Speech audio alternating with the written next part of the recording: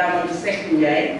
J'avoue que j'ai jamais fait ça et c'est une première et il m'a beaucoup impressionné et quand il m'a demandé de venir présenter cette cérémonie. Je vous remercie pour tout ce qui est là.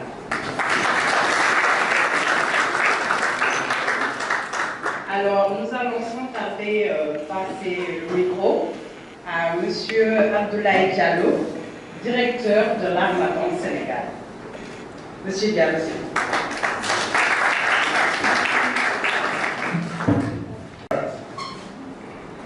Mon cher Amadou, Monsieur Diagne, Monsieur Camara,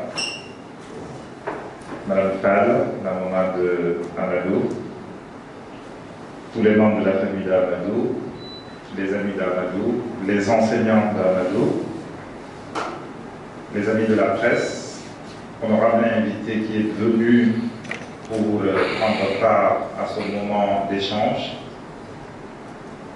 Je vous salue tous et vous souhaite la bienvenue. La bienvenue à cette cérémonie de lancement et de présentation du livre Les Fallots d'Amadou Seck Ndiaye. Mon plaisir est d'autant plus grand aujourd'hui que le jeune que nous avons édité, Amadou, est venu me voir il y a de cela un peu plus d'une année, accompagné de sa maman. Ils sont venus à mon bureau très humblement me dire « Monsieur Diallo, mon fils a écrit un livre. Il a beaucoup insisté pour qu'on le publie. J'aurais bien aimé qu'il attende un peu. » J'ai regardé Madame Fall en mère très aimante et je lui ai dit « Encourageons-le. Encourageons-le parce que c'est quelque chose de rare de nos jours de voir un jeune de son âge qui aurait pu passer son temps à autre chose, comme le font les jeunes de sa génération, mais il a préféré prendre le temps d'écrire quelque chose. Ce qu'il a écrit, on l'a pris, on l'a soumis à évaluation, il y avait des choses à revoir. Mon équipe et moi avons travaillé avec Amadou pendant presque une année pour essayer de parfaire les choses, même si une œuvre humaine ne peut être parfaite. Mais j'avoue que le résultat qui en est sorti est un résultat qui me satisfait. Ce résultat me satisfait d'autant plus que je considère Amadou comme quelqu'un qui doit servir de référence, modèle c'est un peu trop dire à son jeune âge, en tout cas de quelqu'un qui doit inspirer les jeunes de sa génération, ses camarades. Je pense que si je me trompe, il doit avoir entre 19 et 20 ans, au moins, il a eu son bac cette année.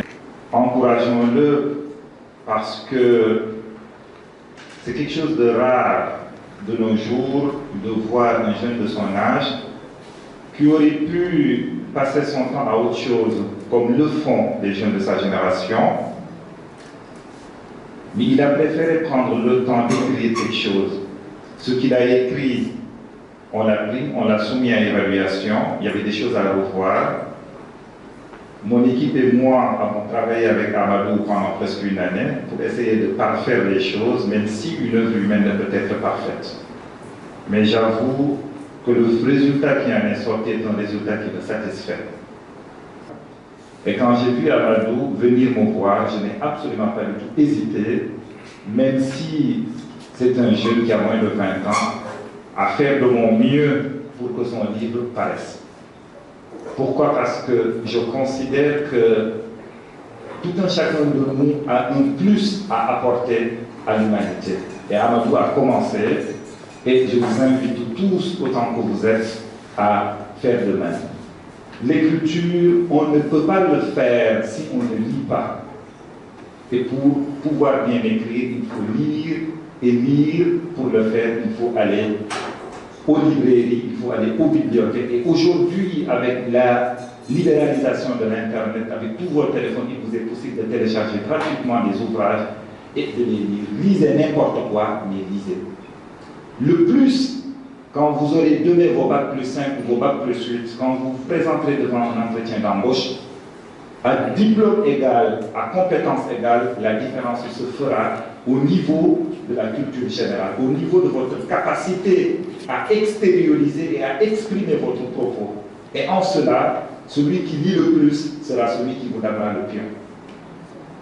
Je vous invite à la lecture, lisez tout ce qui vous tombera entre les mains. Si vous avez envie d'écrire aussi, écrivez, venez nous voir à l'Harmattan Sénégal. Si ce n'est pas bon ce que vous avez écrit, il y a une équipe avec qui vous allez travailler pour essayer de parfaire les choses. Nous sommes dans un processus d'accumulation du savoir. Nous devons aller dans le sens de faire en sorte que le savoir soit accumulé. Joséphine Macron, j'en ai trop dit. Avant de rendre le micro, je voudrais quand même vous demander de rendre un hommage méritant à cette dame, Mme Fall. Une maman très grande dame.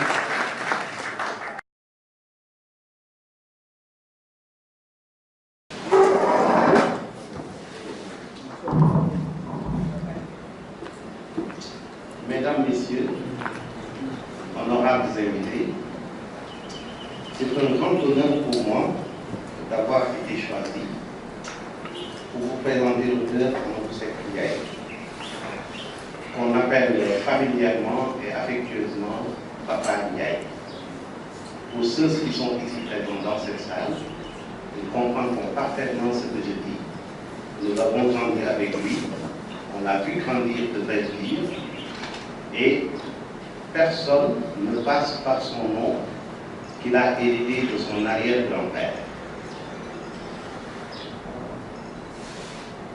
Cette belle cérémonie qui nous réunit aujourd'hui rassemble dans cette salle des amis, des parents qui sont venus en masse témoigner leur affection, leur sympathie, leur estime, leur encouragement au jeune auteur Papa Ndiaye. Réunis dans cette salle, nous sommes sous les lumières de la jeune carrière d'écrivain. Et nous espérons y demeurer, je veux dire, sous ces lumières, aussi longtemps que ton inspiration nous y retiendra. Car d'autres ouvrages suivront ce coup d'essai qui ressemble fort bien à un coup de maître. Cette voie empruntée fait de toi un modèle, je me permets de le dire. Vu son jeune âge, comme vous l'avez si bien dit, il pourrait ne pas s'autosuffire, mais je pense qu'il peut inspirer ses jeunes camarades pour qu'ils puissent peut-être suivre la voie tracée. Et je les exhorte à s'inspirer, comme l'a demandé M. Diallo, de ton exemple pour développer tes talents en un cachet.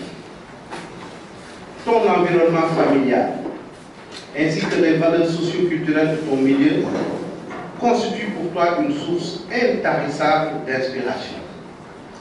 Ton talent avéré et perfectible m'autorise à affirmer que si certains ont une vie, d'autres ont un destin.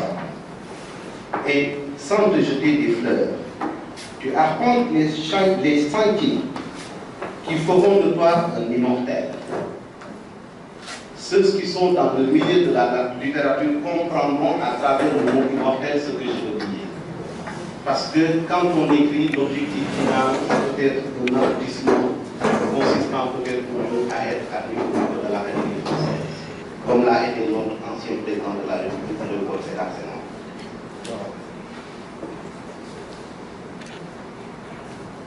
C'est certes un vœu que je formule et nous prions pour que ça se concrétise. Mais tu en as les aptitudes et capacités. Seul, je dis seul, toi et toi seul en fixera les limites. Te connaissant très ambitieux, avec cette soif de connaissance qui t'habite, associée à ta curiosité positive, je ne me fais aucun souci quant à l'atteinte de ces objectifs que nous attendons tous de toi. Je ne saurais finir sans rendre un hommage mérité à tes parents, père, docteur, pharmacien, mère institutrice, la synthèse de ces deux valeurs qualitatives ne pouvait engendrer que ce phénomène littéraire que tu incarnes.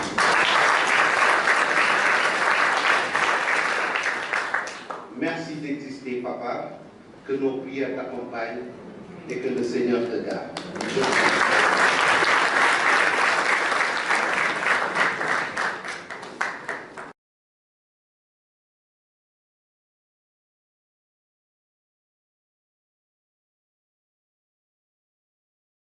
J'ai eu le privilège de rencontrer Amadou Seck Ndiaye en 2010, alors qu'il était en classe de seconde S. Alors ils étaient en nombre restreint. Mais permettez-moi de le dire, c'était des élèves de talent. Ils ont tous eu l'autre bac à ce jour. Alors imaginez bien, je suis professeur de lettres, j'ai une classe de seconde S. Généralement, on dit que dans les séries S, les élèves n'aiment pas la littérature. Mais ce n'était pas le cas de la classe. Ils sont bouillonnants de talent, ils sont remplis de volonté, et Amadou Seck Ndiaye est l'un d'eux. Parce que tout simplement, il fait partie des leaders de cette classe-là. Je demande à cet égard des applaudissements.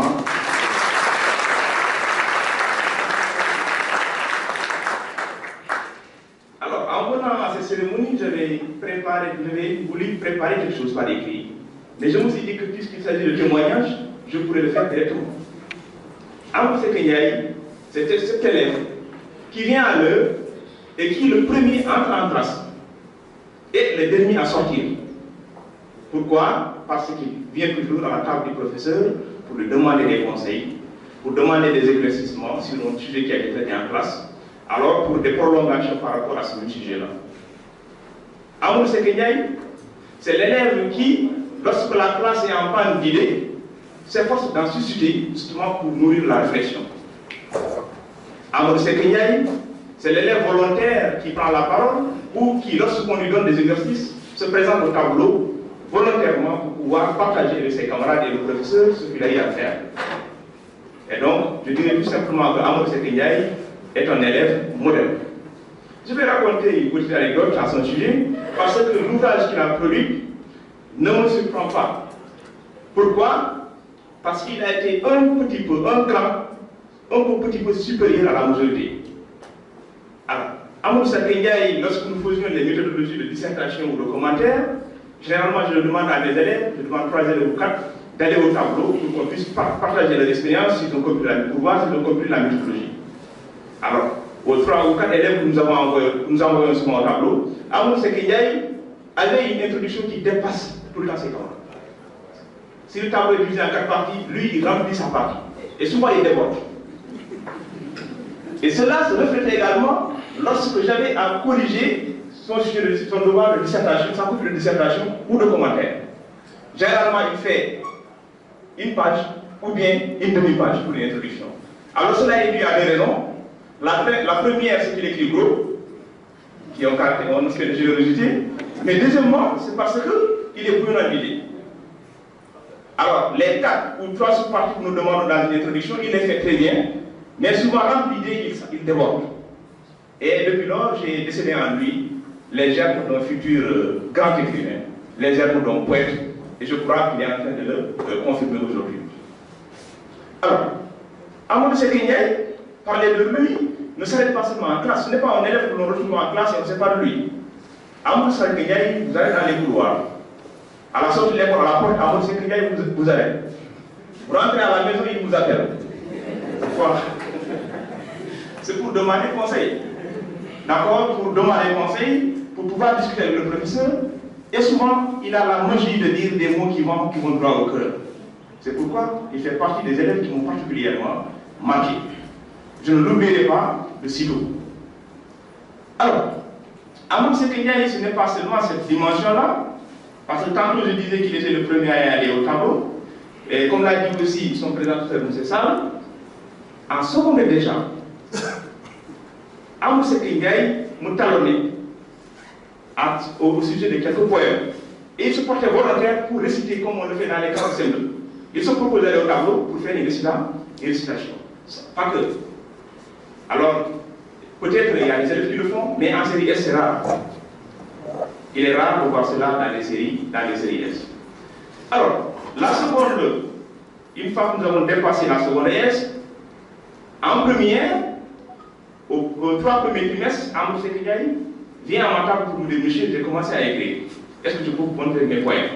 J'ai dit oui, je le ferai avec plaisir, je serai très ravi de les lire. Il me présente ses poèmes et j'étais ébahi, ému, disons, j'étais ému. Alors, parce qu'il y a une dimension politique profonde que j'ai retrouvée justement dans les mots, d'accord, qu'il avait accouché, comme le dit Elson, de ce papier. Et cela dépasse là, la barre justement qu'on donne aux élèves normaux, hein, et donc dans le sens positif du terme. L'autre volet que je dirais, une fois après avoir fait ces témoignages, je me tourne véritablement maintenant sur l'ouvrage. Alors, en professeur de lettres, souvent on parle de texte, mais aussi on parle de paratexte. Alors, si vous prenez le paratexte des Fallou, je vais d'abord m'intéresser à son nom, Amadou, dont la valeur numérique, si vous regardez bien, est égale à 19. Amadou. Mais le titre de l'ouvrage aussi, les Fallou, vous voyez bien que leur valeur numérique est également égale 19. Alors, vous ouvrez le livre, le 9e poème, le premier poème qui commence son ouvrage, il se trouve à la page 9. À la fin de l'ouvrage, le dernier poème se trouve être le 79e poème. L'ouvrage se referme à la 90e page. Donc, vous ferez, essayez de le voir un peu, vous allez vous rendre compte, vous allez faire un constat. Il y a la récurrence du 9 ou du 19. Cela a-t-il été recherché? Est-il le fruit d'un hasard? C'est la question que je me pose. Mais toujours est-il que, pour littéraire que nous sommes, on s'interroge souvent sur les lettres et sur les chiffres. Et cela pousse à réfléchir. Ceci dit, je reviens un peu sur le contenu de l'ouvrage. Amadou Seck Ndiaye est un jeune, j'avais oublié de dire qu'il a, lorsqu'il écrivait l'ouvrage aussi, il avait 19 ans. Les Fallou, quand on sait tout simplement que je parlais tantôt de paratexte, alors lorsque j'ai consulté le dictionnaire, Fallou signifie d'abord les phares, en gros signification. Donc les lampes. Mais les Fallou signifie également compagnon. Je sais que ce ne sont pas ces camarades qui me diront qu'Amadou Seck Ndiaye n'est pas un nom de bonne compagnie. Alors, si maintenant j'essaie de m'intéresser au texte, lorsqu'il m'a remis l'ouvrage, j'avais dit que je vais lire 5-6 poèmes, et en attendant le week-end pour pouvoir produire le reste. Mais ouvrages que j'ai lu d'un trait, parce que j'ai été retenu, ce sont des poèmes qui m'ont conduisé, je suivi le texte et je l'ai terminé. Alors, à l'intérieur de ces poèmes, on voit une densité thématique extraordinaire. Amadou Seck Ndiaye passe d'un thème à l'autre, d'un sujet à l'autre. Entre autres sujets, il y a le sujet par exemple de l'amour dans toute sa dimension spirituelle qu'on pourrait dire. L'amour à travers la femme, mais comprenez tout simplement la femme muse, dont tout poète a besoin de s'y véritablement créer. Cette muse est en quête chez le poète Amadou Seck Ndiaye. Et je crois que c'est parce que cette muse est en quête qu'il a véritablement le sens de l'inspiration et le sens de la création. Et je prie pour lui, pour véritablement que cette muse-là puisse toujours demeurer en lui. Alors, je parlais tantôt de femmes, mais Amadou Seck Ndiaye, dans ses poèmes, rend hommage à une mère ici présente. La femme mère, la femme protectrice est présente justement dans ses poèmes. Mais Amadou Seck Ndiaye parle aussi de femmes, mais cette fois, il s'agit de cette femme mère africaine, berceau de l'humanité. Je parlais d'une densité thématique extraordinaire chez Amadou Seck Ndiaye, entre autres poèmes. Mais toujours est-il que l'amour que l'on retrouve dans ces poèmes, alors renvoie à chaque fois vers une spiritualité. Chose rare qu'on trouve véritablement chez un jeune poète de son âge. Alors, il y a également des thématiques variées telles que le thème de l'injustice, le thème de la paix, la violence qui réprime, entre autres, justement, thèmes que l'on peut retrouver dans la création poétique de Amadou Seck Ndiaye. Tout ceci fait que je crois qu'il a un avenir radieux pour ce qui concerne la création politique. Et j'espère que cette mise à laquelle je vous ai dit tout à l'heure puisse demeurer en lui, alors qu'elle puisse justement durer encore, afin que nous puissions profiter de son inspiration et de sa création. Pour terminer, je vais tout simplement emprunter un passage du Cide de Corneille qui disait que pour les gens bien nés, la valeur n'attend point le nombre d'années. Je vous remercie.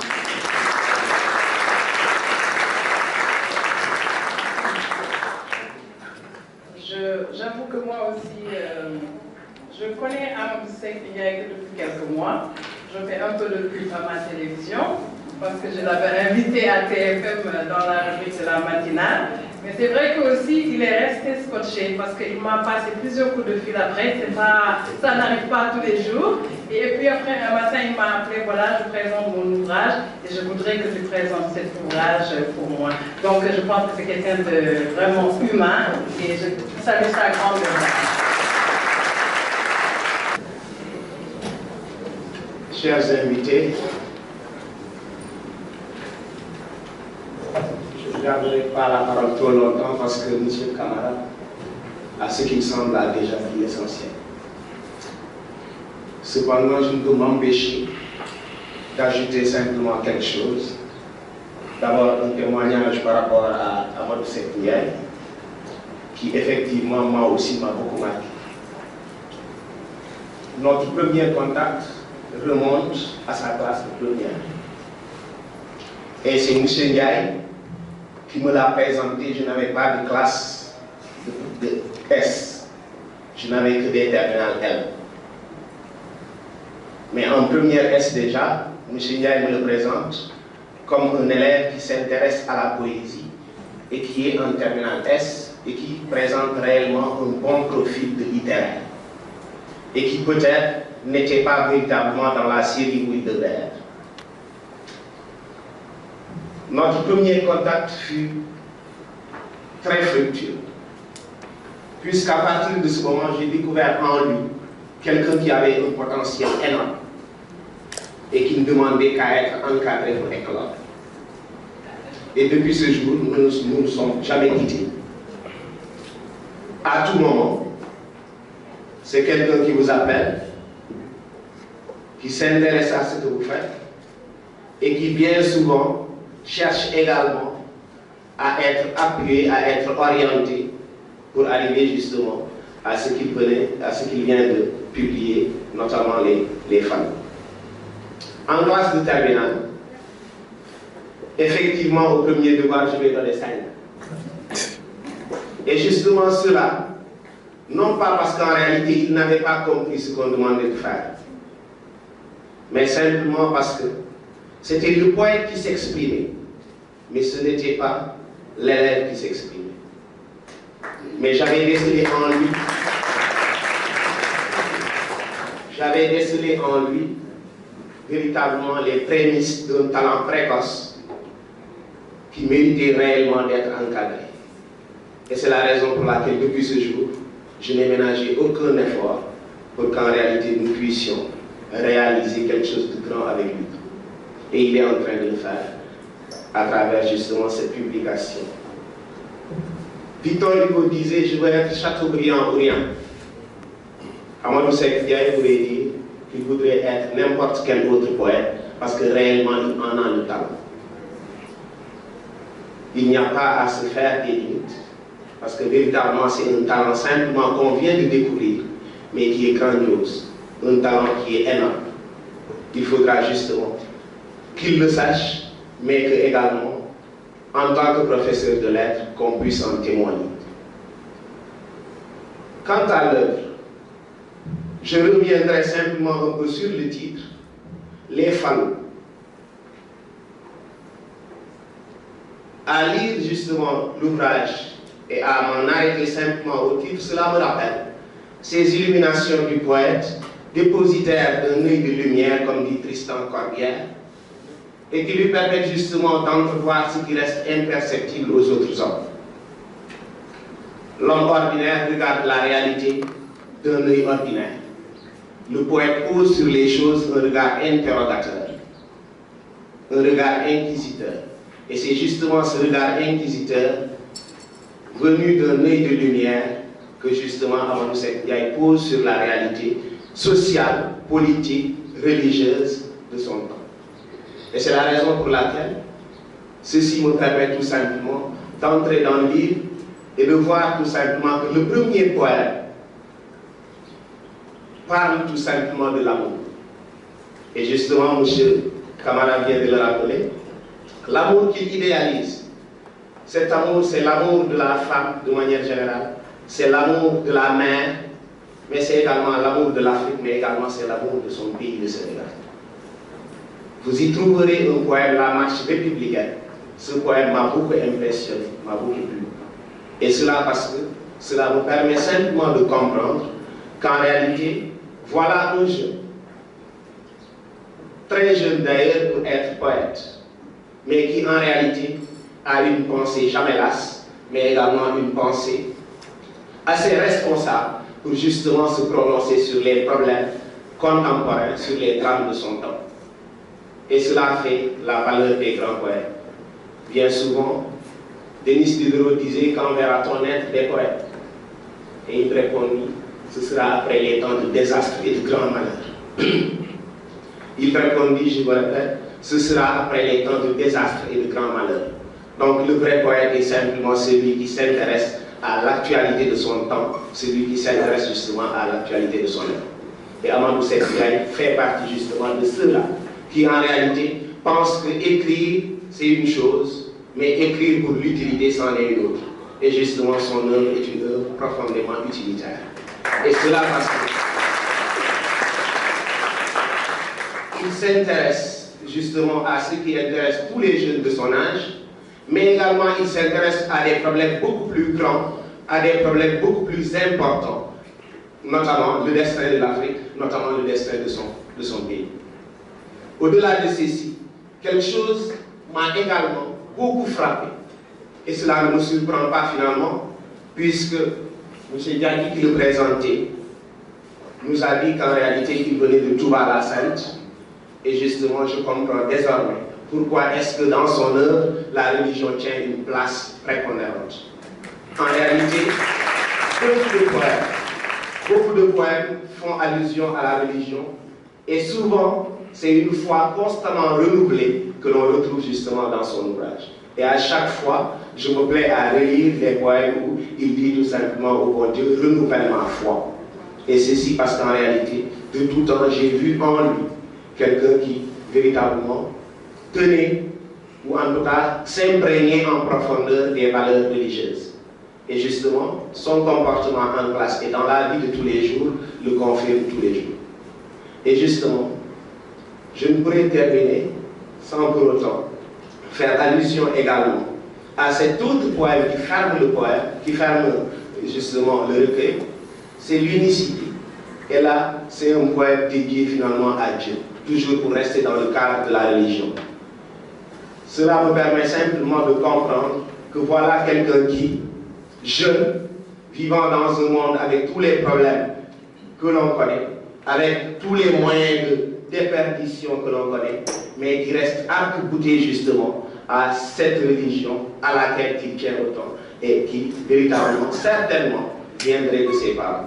Et c'est la raison pour laquelle je ne me surprends pas lorsque je vois simplement que les promesses des fleurs tiennent aux fruits. Je vous remercie. Mesdames et messieurs, bonjour. Au nom du groupe scolaire Machallah et Yala Sourel, donc je prends la parole. Au nom aussi de M. Abouane, qui est le responsable déclarant de l'école. Au nom de Malik Anne, directeur des études de Yala Sourel et gestionnaire des deux établissements. Au nom de M. Diop, ici présent, directeur des études de Machallah. Au nom de M. Koulibaly, M. Ndiaye, M. Diaw, professeur, M. Omar Anne, conseiller d'éducation. Je voudrais m'associer à tout ce qui a été dit ici pour le compte de Amadou Ndiaye. Il ne s'agira pas pour moi de répéter ce qui a été dit. Il s'agira pour moi simplement de vous dire que nous avons eu le grand plaisir d'avoir Amadou Ndiaye parmi nos élèves à l'école Machallah. C'était un plaisir, moi qui l'avais en tant que responsable pendant qu'il était en seconde S. et M. Ndiaye, qui l'avait en classe de première et de terminale. Amadou Ndiaye, tout ce qui a été dit sur lui a été vrai. Il était accrocheur. Une fois qu'il a le plaisir de vous rencontrer, il ne vous lâchait pas. Il cherchait toujours à avoir un plus de vous. Il cherchait toujours à se rapprocher de vous. Tout à l'heure, j'ai passé la parole à M. Diaw, professeur de mathématiques, qui va vous lire un poème que Amadou a écrit sur lui et sur les mathématiques en général.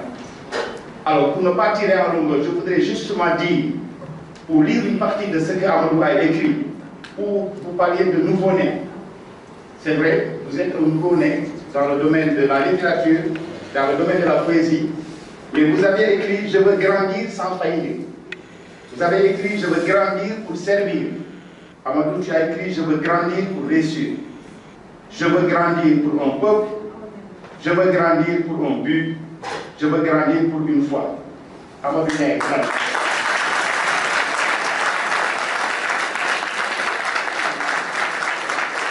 Et quand il a sorti des panneaux, je l'ai acheté pour le livre. Et comme son professeur, M. Ferrand l'a dit tout à l'heure, ce qui m'avait frappé, c'est le nombre 9 et le nombre 19. Et tout à l'heure, dans le poème que je vais vous lire, vous allez voir apparaître le nombre de chiffres. Parce que j'ai toujours dit à mes élèves, apprenez à compter, entrez dans le mystère des nombres et des chiffres. Vous comprendrez Dieu.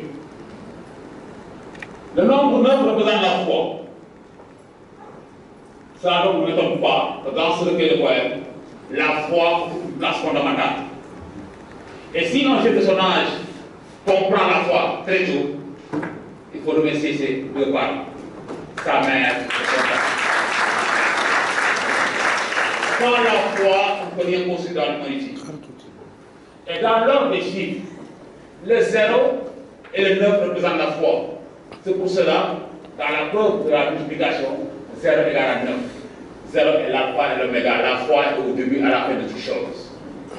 Le 9 ne se surprend pas, parce que 9 c'est 3 au carré. Et 3 au carré, 3 c'est la lumière, Al-Nour.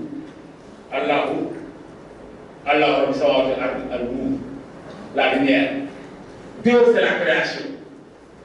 Et la lumière, on l'a dit là, c'est les panneaux. La création, c'est ce qui donne naissance. La maman, le papa, et la lignée, on voit pour eux. Et le 19, tout le monde est d'accord ici, que le 19 occupe une place importante dans le Coran pour nous croyants. Et lui, c'est un croyant. Et il est un musulman. 19 apparaît dans plusieurs aspects dans le Coran. Il y a 114 sourates qui étaient multiples de 19, 114. Quand vous prenez la sourate Kaf, il y a 57 Kaf. Et 57 est un multiple de 19. Si vous prenez le nombre de Bismillah Rahman Rahim qui existe dans le Coran, c'est un multiple de 19. Si on fait l'intégrale de toutes les lettres utilisées dans le Coran, c'est un multiple de 19. Et le nouvel ne régit pas 19 constantes d'après Isaac Asimov dans la science.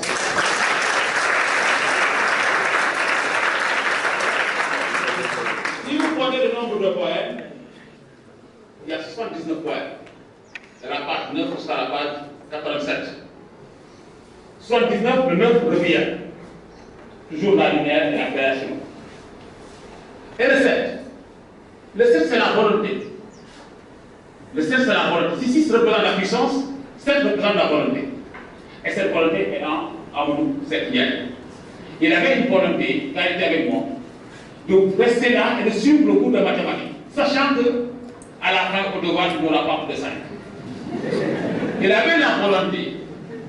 Pourquoi? Parce qu'il voulait comprendre le mystère des chiffres et des nombres. Il voulait comprendre pourquoi on apprenait les mathématiques. Pourquoi on les apprend des formules. À quoi servaient ces formules. Et après avoir compris tout cela, il m'a dit, monsieur, je vous remercie. Au plus profond de moi-même, et l'année prochaine, j'irai à tes mains, j'irai comme une prière pour sa compagne.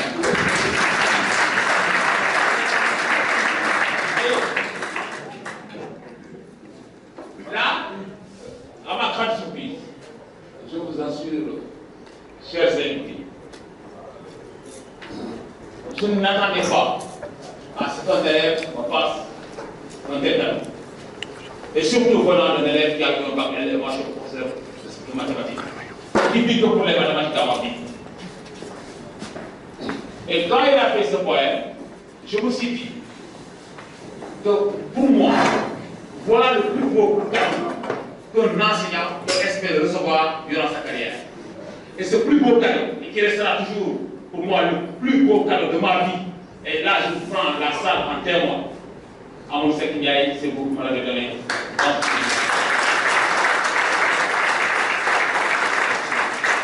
Et c'est un exemple pour, pour les jeunes de sa génération, un grand exemple.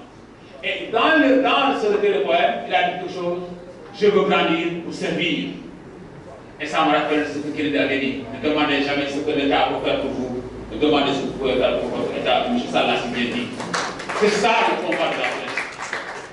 Les Européens ont construit leur pays, c'est eux qui l'ont construit. Nous aussi, Africains, on va construire notre pays. Comment? En produisant sur tous les plans. Il faut arrêter que cette jeunesse accepte de tout recopier, de tout prendre, d'être des consommateurs passifs. Et un consommateur occupe le niveau le plus bas sur l'échelle de quantification du règne animal. C'est pas bon. On doit former des ingénieurs, on doit former des docteurs, on doit former de grands poètes, de grands magistrats, de grands juristes. C'est par le biais de l'école, de la lecture et du travail. Donc, jeune qui est là présent, je vous demande de prendre l'exemple sur Amadou Seck Ndiaye et de prier pour lui longtemps pour qu'il continue à œuvrer pour le bien-être de l'humanité, pour le Sénégal. Donc, il dit, le poème, intitulé Al-Mansour. Je m'appelle Al-Mansour Diaw, je suis professeur de mathématiques, titulaire du diplôme de l'attestation en profondeur d'algèbre. Je suis un algébriste. Et j'ai eu comme professeur Maguette Thiam. Et j'ai repris au bien une chose. J'ai une croyance fondamentale importante en concernant l'algèbre. L'algèbre est la poésie des mathématiques, à mon sens. Donc, les mathématiques et la poésie contribuent au ménage. Ton cœur n'a pas de limite. Ta connaissance du delta, elle est empirique. Ton amour du savoir, des mathématiques, dans ton esprit est plus grand que les pyramides et les forces d'élite. Si phi et phi pouvaient se définir, tous les systèmes ne pourraient tenir. Si Al-Mansour était une suite, il n'aurait ni de dérivés ni de définition. Devant son âme, c'est l'exclamation. À la porte de sa rigueur, une totale raison. Pour lui, le chiffre est une passion. Éduquer et faire savoir une ambition.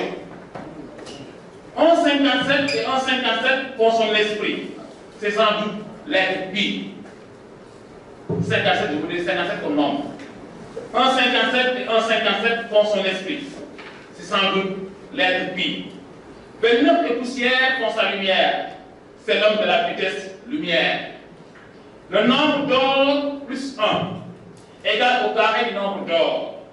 Même ce nombre n'égale son âme en or. Ça, son esprit fait de lui un homme plus fort. Celui qui le juge a toujours tort. L'être des lignes, homme des chiffres, ta voix est une voix, car dans la paroi de la jeunesse. Tu étais là à faire tout ce que te disait ta foi. Maintenant te voilà aujourd'hui roi. Car la science dans nos têtes n'est plus désarroi, la vie, la foi. C'est ce que tu nous donnes, sans recevoir aucun capital. Nos âmes patauger, se noyer, aujourd'hui volent et planent dans leur foyer. Te dire merci pour nous ne suffit.